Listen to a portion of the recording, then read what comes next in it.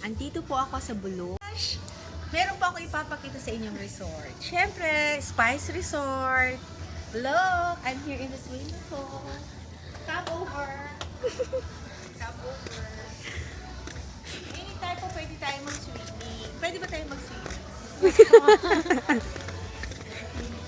Gusto mong mag-relax, marami kang iniisip, nai-stress ka. Dito ka lang po masyal. O tingnan mo, pwede kang mag-swimming anytime. Yes, so pisaw si Kabesh.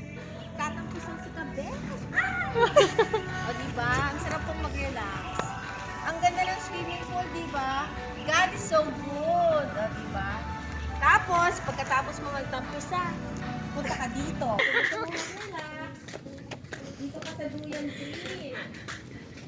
Ayan. Pag marami kang problema, magpasalamat ka lang sa Diyos kasi pagsubok lang yun. O diba? Diba? Umupo ka. Dito ka sa kabilang buko. O dito.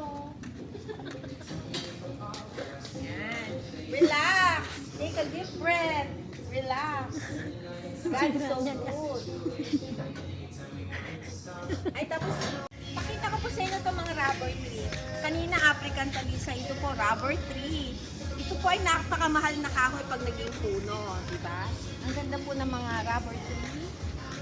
Ito natin, no? Mas malaki na po sa akin. Wow! Nice, di ba?